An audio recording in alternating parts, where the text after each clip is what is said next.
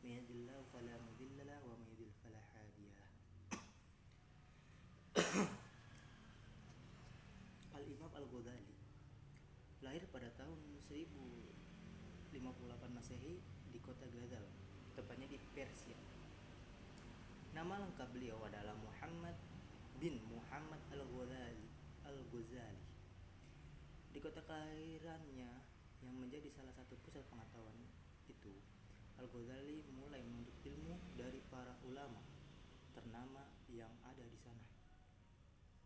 Dengan kepandaiannya dan kecerdasannya yang dimilikinya dalam usia yang masih sangat muda, Al-Ghazali sudah dikenal alim dalam persoalan agama.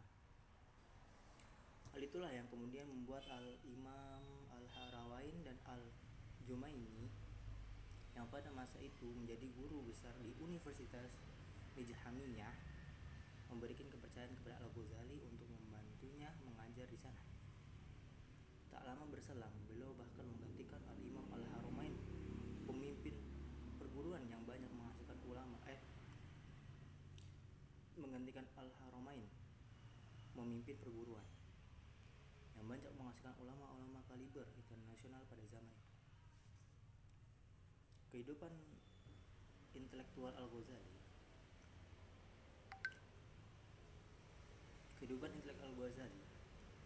diisi dengan memberikan kuliah dan menulis kitab, tak kurang dari 100 kitab yang telah menjadikan buah karyanya.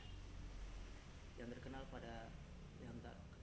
terkenal dan tak asing lagi pada banyak orang adalah Ihya'ul Ulumuddin, Tahafut Al-Falasifah, Al-Muqidh bin Al-Dahlah, Maqithi Al-Falasifah, Bisakatul Anwar, dan Binayatul Hidayah, yang terjemahkannya ada di tangan pembaca saat ini. Kepopuleran harta maupun jabatan strategis dalam pemerintahan pun diperoleh lewat pengabdian intelektualnya itu. Tentu saja keadaan yang sedemikian itu membuat pundi-pundi uang dengan mudah mengalir kantongnya. Namun semua itu ternyata tak mampu memuaskan hatinya. Ia masih bertanya-tanya tentang kebenaran jalan yang selama ini ditempuhnya. Digambang dan lebih banyak merenung, lalu ia memutuskan untuk menangkalkan jubah kulit kebesarannya dan menggantikannya dengan jubah kasar khas seorang pengembara.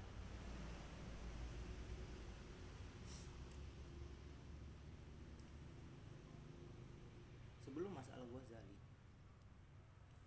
tasawuf masih dianggap sebagai ajaran yang menyimpang. Orang masih ingat betul bagaimana Al-Hajjaj dengan paham uhulnya mengaku sebagai Tuhan. Namun dengan peranan Al-Ghazali ditambah kepiawaiannya memandu tasawuf itu dengan unsur sunni, jadinya corak tasawuf yang baru. Jika dulu Al-Hajjaj dimusuhi karena corak tasawufnya yang falsafi, maka sekarang tasawuf menjadi barang yang banyak dicari orang dengan corak sunninya yang kental. Atas keperanannya itu pula muncullah berbagai aliran tarekat yang berpola sunni yang hidupnya pasca era Al-Ghazali.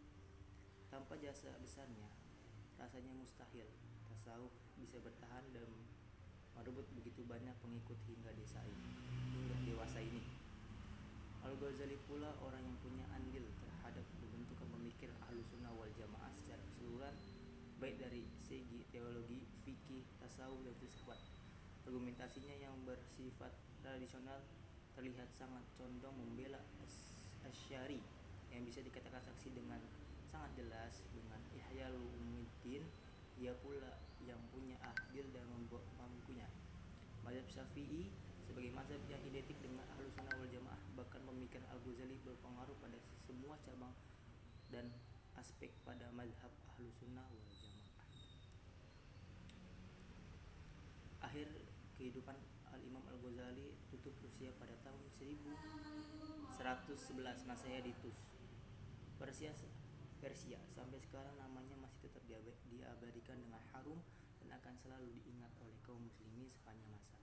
Gelar Al-Hujjatul Islam yang disandangkan pun hampir dipastikan tak akan diberikan kepada orang lain untuk menghormati jasa-jasanya yang sangat besar terhadap Islam dan kaum muslimin.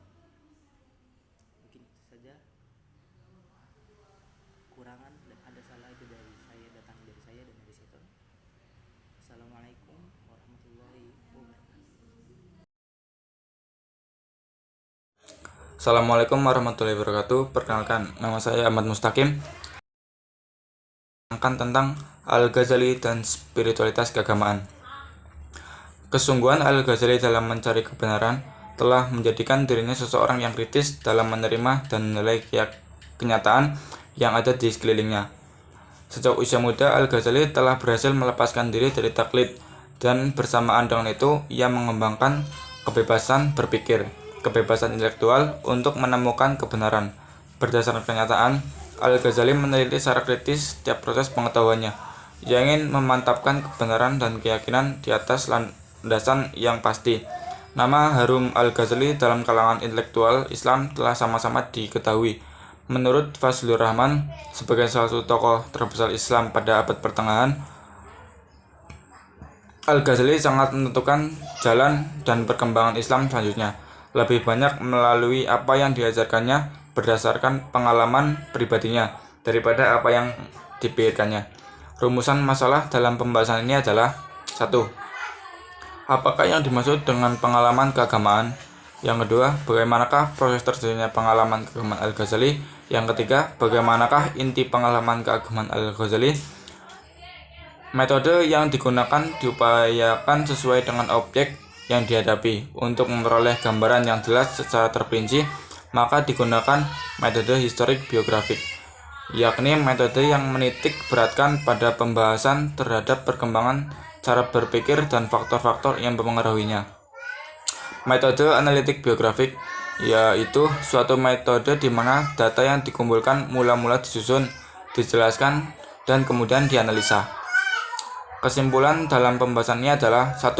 Pengalaman keagamaan adalah pengalaman yang didapat karena adanya hubungan dengan dunia lain atau lingkungan yang lebih luas, yang biasa disebut dengan dunia spiritual, di mana pergaulan itu bersifat langsung, intuitif, dan afektif. Yang kedua, proses pengalaman keagamaan Al-Ghazali terjadi saat ia mengalami skeptis terhadap kebenaran yang dipegangnya saat itu, yaitu kebenaran yang didapat dari panca indera dan akal. Berbekal hasrat ingin mendapatkan kebenaran sejati, Al-Ghazali meneliti semua aliran keagamaan yang berkembang saat itu, yaitu golongan mutakalimun, batiniyah, filosof, dan sufi. Setelah ia mempelajari tasawuf, Al-Ghazali dapat menemukan kebenaran yang dicarinya selama ini. Yang ketiga, inti pengalaman keagamaan Al-Ghazali terdiri 3 hal yang tidak dipisahkan dari perjalanan mistiknya. Ketiga hal tersebut adalah: pemahaman yang mendalam tentang fitrah asli manusia. Yang kedua, kedudukan Nur al-Nubuwah dan dalam pengalaman keagamaan manusia. Yang terakhir, Az-Zawq sebagai sumber kebenaran. Terima kasih. Assalamualaikum warahmatullahi wabarakatuh. Berhubung dengan video dari Mbak Wanindra tidak bisa diupload, maka saya akan menggantikan pembahasan. Pandangan Al-Ghazali tentang tauhid dan kalam. Pergeseran makna dari suatu kata memang sering terjadi di antara penyebabnya ialah karena adanya kesalahpahaman yang terlanjur sering digunakan dan tak segera dibenarkan. Tidak hanya di kalangan orang awam, di kalangan ahli ilmu pun tidak menutupi kemungkinan untuk terjadi kesalahpahaman. Akan tetapi, jika kesalahpahaman itu menyangkut ilmu, maka wajib bagi yang mengetahui untuk segera mengutarakan kebenarannya. Karena apabila terus dibiarkan, hal itu akan berakibat pada kesalahpahaman lain yang kelak akan diderita oleh pencari ilmu. Selain itu, juga menjadikan turunnya martabat suatu ilmu dan kurang bernilainya ilmu yang dimaksudkan. Salah satu kasus yang dikritik Imam Al-Ghazali ialah tentang perubahan makna ilmu tauhid yang disalahartikan menjadi ilmu kalam. Beliau mengurainya secara lugas dalam masterpiece beliau yang berjudul Ihya Ulumuddin. dalam pembahasan ketiga dari Kitabul Ilmi. Hal ini bermula dari kegelisahan Imam Al-Ghazali terkait kesalahpahaman sebagian orang yang belakangan justru terkesan mengarahkan tauhid seakan-akan sama dengan kalam. Meskipun tujuan dan maksud keduanya masih serupa, yakni mengesahkan Allah Subhanahu wa taala, tetapi keduanya tentu berbeda. Karena kesalahpahaman itu, ilmu tauhid seakan berbelok makna menjadi pengetahuan tentang metode untuk mengukuhkan argumentasi menyangkut Tuhan yang bisa dimunculkan ketika berada dalam perdebatan dan menjawab pertanyaan, sehingga menjadikan orang yang menguasainya dianggap sebagai juru adil dan ahli tauhid. Padahal sejatinya bukanlah demikian. Untuk mengcounter kekeliruan tersebut, Imam Al-Ghazali kembali memberikan definisi tauhid sesuai yang dimaksudkan oleh ulama salaf. Beliau mendefinisikan tauhid sebagai sesuatu yang berhubungan dengan keyakinan bahwa segala sesuatu yang ada di dunia ini ialah berasal dari Allah Subhanahu wa taala, tanpa harus menampakkan sebab dan mediator dari adanya kejadian maupun perwujudan. Sekaligus juga mempercayai bahwa segala kebaikan dan berbagai akibat dari keburukan itu berasal dari ketentuan Allah Subhanahu wa taala. Tauhid juga beliau ibaratkan seperti buah yang sangat berharga yang terbungkus oleh berlapis-lapis kulit. Adapun jarak antara buah dan kulitnya terbilang cukup jauh. Maka dari itu beliau mengkritik orang-orang yang baru mengambil kulit saja tetapi tergesa-gesa membuang seluruh buah dan inti sarinya.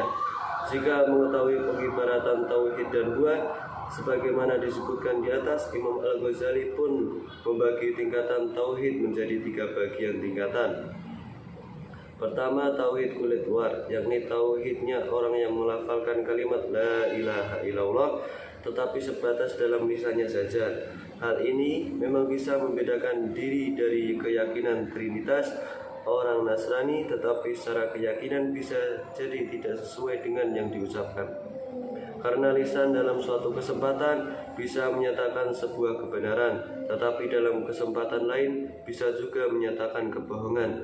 Dan perlu diingat bahwa maksud dari tauhid bukan hanya sebatas kesaksian lisan saja, lebih dalam dari itu, yaitu menyangkut kesaksian hati.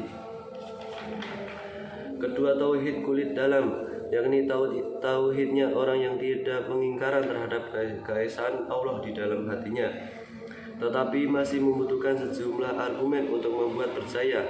Berada pada tingkat inilah manusia yang disebut Imam Al-Ghazali sebagai orang yang mengalami kesalahpahaman dalam memaknai tauhid. Termasuk di dalamnya adalah ulama yang terlalu getol menonjolkan ilmu kalam untuk dapat mempercayai bahwa segala sesuatu berasal dari Allah Subhanahu wa taala.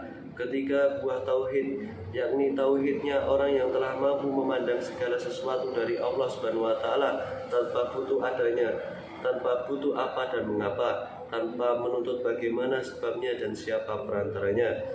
Adapun yang dimaksud oleh Imam Al-Ghazali sebagai makna tauhid ialah tauhid pada tingkatan yang ketiga ini. Karena jika telah mencapai pada tingkatan buah tauhid, seseorang akan terhindar dari perbuatan yang ditujukan untuk memuaskan hawa dan nafsunya. Hatinya tidak akan berpaling dari Allah Subhanahu wa taala.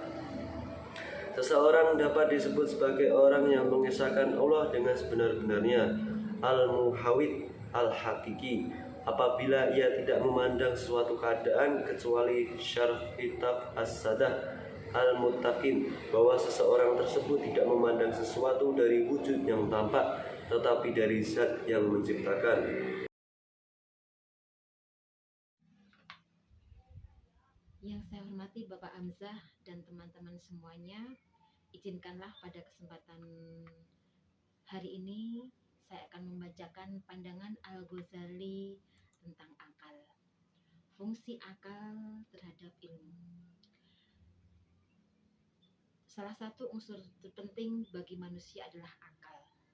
Akal merupakan alat untuk berpikir dan tidak bisa direalisasikan dalam bentuk konkretnya. Akan tetapi secara abstrak, akal berupa ideal yang utama dalam diri manusia. adanya akal telah mengangkat manusia lebih jauh sempurna dibandingkan dengan makhluk lain. Akal sering diidentikan dengan otak yang selalu menerima segala rangsangan dari indera, dan melalui rangsangan itulah kemudian lahir berbagai rasa dan karsa. Rekayasa tersebut terlihat adanya unsur kebenaran bila ditinjau dari segi peranannya. Namun pada hakikatnya memiliki perbedaan yang jauh. Otak mempunyai kelemahan dan keterbatasan, sedangkan hakikat otak itu sendiri merupakan sarana untuk memahami dan menangkap pengalaman. Sementara akal bekerja lebih jauh lagi sesuai dengan potensi dan daya yang ada padanya. Akal mendapat pengetahuan-pengetahuan yang tidak terbatas dengan pengalaman indera. Ia sanggup memastikan lebih mendalam sebagai pendaya gunaannya. Sesungguhnya manusia mendapat penghargaan yang sangat tinggi dari Allah disebabkan akalnya, yaitu dijadikanlah khalifah di permukaan bumi ini. Klasifikasi tentang akal ini menurut Al-Ghazali dilihat dari potensi dan kadar akal dalam berbagai macam, yaitu akal praktis dan akal teoritis. Akal praktis tersebut berfungsi untuk menggugah dan menggerakkan anggota tubuh secara praktis untuk melakukan kepentingan-kepentingannya. Kebutuhan-kebutuhan diri manusia sesuai dengan tuntutan pengetahuan yang dicapainya. Kerja akal praktis hasilnya terlihat lebih efisien dalam gerak dan wujudnya, bahkan mampu. Assalamualaikum warahmatullahi wabarakatuh. Perkenalkan, nama saya Aziz Maulana Abidin dengan nomor induk mahasiswa 21101031 dari Prodi PHI. Saya di sini akan membacakan tema yaitu filsafat Al-Ghazali. Islam memiliki cara pandang tersendiri dalam masalah pendidikan. Orientasi pendidikan yang seharusnya bisa dicapai mempengaruhi cara pandang proses pendidikan itu sebagaimana mestinya. Perlu diketahui bagaimana bahwa pendidikan Islam sebagai langkah untuk menghasilkan pelajar atau peserta didik yang sesuai dengan sokul Islam, yaitu pengertian filsafat pendidikan Islam. Ilmu yang berkaitan dengan masalah mendasar dari segala hal disebut filsafat. Filsafat berusaha untuk membongkar realitas secara mendalam mengenai dasar-dasar terbentuknya. Hal-hal prinsip yang membuat realitas ada dan menjadi pandangan hidup atau pandangan seseorang dalam melihat realitas tersebut. Pertanyaan yang mendasar seperti apa, mengapa, bagaimana menjadikan bagaimana permulaan filsafat bisa terjadi dan terbentuk aktivitas filsafat tidak akan terjadi apabila tanpa adanya ada pertanyaan. Sebagai contoh timbulnya pertanyaan tentang apa dan siapa manusia, apakah itu Tuhan dan bagaimanakah wujud Tuhan, semuanya akan dijawab oleh aktivitas filsafat. Filsafat berkembang menjadi pembicaraan tentang hal-hal yang abstrak dan tidak terlihat. Hal abstrak ini biasanya seperti nilai-nilai, ide, pemikiran, dan sistem di masyarakat. Perkembangan merubah realitas mengenai awal mula terbentuknya filsafat. Adanya filsafat yang berupa realitas abstrak, maka akan muncul pemikiran dari filsafat yang akhirnya menjadi landasan sebuah kehidupan di masyarakat atau menjadi cara pandang hidup seseorang. Menurut Dr. Dardiri mengatakan di dalam bukunya Humaniora, Filsafat dan Logika disebutkan bahwa cabang-cabang filsafat adalah sebagai berikut. Metafisika. Tujuan filsafat dengan membongkar hal-hal yang ada di luar objek, misalnya berkaitan dengan fungsi, manfaatnya, sebab munculnya. Epistemologi. Tujuan filsafat dengan bagaimana seseorang bisa menghasilkan pengetahuan cara berpikir tertentu. Metodologi. Tujuan filsafat yang berkenan dengan cara seseorang bisa menghasilkan pengetahuan tertentu. Estetika, tujuan filsafat yang berkenan dengan baik buruknya realitas. Etika, tujuan filsafat yang berkenan dengan nilai keindahan suatu perilaku. Logika, filsafat yang berkenan dengan valid atau tidak valid suatu pernyataan atau pemikiran yang diambil menggunakan kesimpulan. Filsafat pendidikan Islam menurut ilmuwan, pendidikan adalah proses di mana seseorang mendapatkan suatu pengajaran. Proses pembelajaran yang outputnya adalah adanya perubahan baik dalam hal pengetahuan, perilaku, keterampilan, keahlian, atau cara pandang terhadap sesuatu. Pendidikan bertujuan agar siswa didik mampu maupun mahasiswa atau orang yang didik menunjukkan sesuatu perubahan yang signifikan dalam hidupnya untuk bisa melakukan sesuatu yang dituju dengan benar. Berikut penjelasan ilmuwan yang berbicara dan menyatakan teorinya tentang filsafat pendidikan Islam. Di antaranya adalah pendidikan Islam ialah pendidikan Islami, pendidikan yang mempunyai karakteristik dan sifat keislaman, yaitu pendidikan yang didirikan dan dikembangkan di atas dasar ajaran Islam menurut Muhammad As-Said. Menurut Fatah Yasin, mengutip pendapat dari H.M. Arifin, ilmu pendidikan Islam merupakan teori, konsep, dan atau pengetahuan tentang pendidikan yang berdasarkan Islam. Menurut Sudiono, pendidikan Islam sebagian ada yang menitik beratkan pada segi pembentukan akhlak anak, sebagian lagi menuntut pendidikan teori dan praktik, dan sebagian lainnya menghendaki terwujudnya kepribadian muslim dan lain-lain. Berikut adalah penjelasan mengenai hakikat pendidikan Islam. Filsafat pendidikan Islam berdasar nilai dasar Islam, cara pandang atau dasar-dasar mengenai bagaimana Islam melakukan proses pendidikan baik secara formal ataupun informal. Itulah yang dimaksud dengan filsafat pendidikan Islam secara umum. Filsafat ilmu pendidikan Islam pada dasarnya hanya mengedepankan beberapa aspek yang menjadi penanganan dalam prosesnya.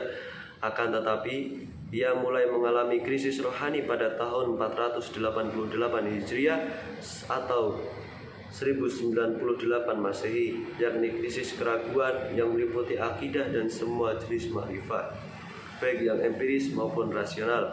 Periode ini menandai perubahan orientasi Al-Ghazali yang memilih melakukan ritual sufistik untuk mencapai ketenangan hati. Al-Ghazali menjelaskan dalam autobiografinya mengapa ia meninggalkan karir cemerlang dan berpaling ke tasawuf. Hal itu kemudian ia jelaskan bahwa kesadarannya meyakinkan dia bahwa tidak ada cara untuk mendapatkan pengetahuan sejati dan ketenangan hati kecuali melalui sufisme. Kesadaran Al-Ghazali ini juga bisa berkaitan dengan kritiknya terhadap filsafat Islam. Bahkan penolakannya terhadap filsafat Islam bukan merupakan sebuah kritisisme dari sudut pandang teologi ortodoks saja. Pertama, sikap Al-Ghazali terhadap filsafat terlihat ambivalen. Pada suatu sisi, Al-Ghazali menerima beberapa bagian dari filsafat seperti ilmu kalam dan logika. Al-Ghazali berusaha menguasai filsafat untuk kemudian melakukan kritikan terhadapnya. Pentingnya kritiknya tersebut terletak pada demonstrasi filosofinya yang menyatakan argumen-argumen yang dikemukakan oleh para filosof metafisis tidak dapat bertahan dalam pengujian.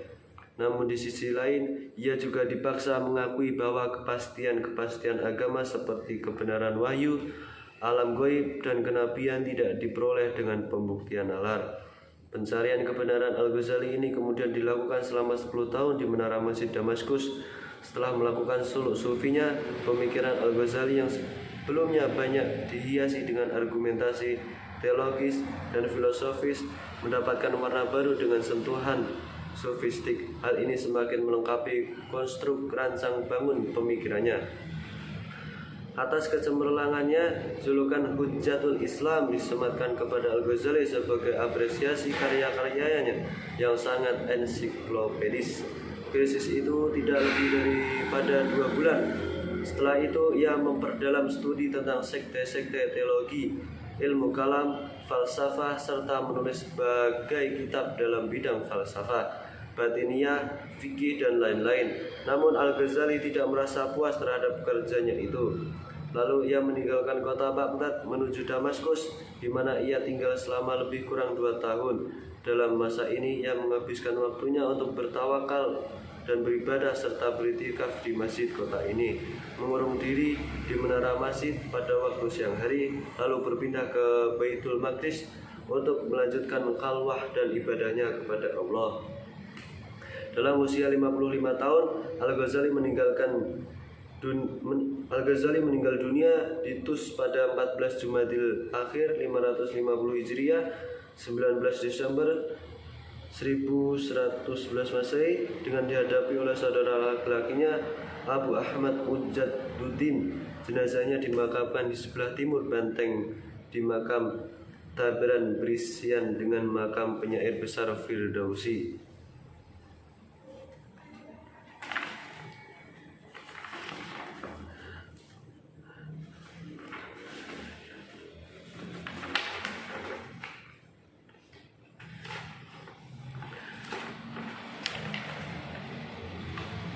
Filsafat pendidikan Islam berdasar nilai dasar Islam. Cara pandang atau dasar-dasar yang mengenai bagaimana Islam melakukan proses pendidikan baik secara formal ataupun informal, itulah yang dimaksud dengan filsafat pendidikan Islam secara umum. Filsafat ilmu pendidikan Islam pada dasarnya hanya mengedepankan beberapa aspek yang menjadi penanganan dalam prosesnya. Akan tetapi, ia mulai mengalami krisis rohani pada tahun 488 Hijriah atau 1098 Masehi, yakni krisis keraguan yang meliputi akidah semua jenis ma'rifat.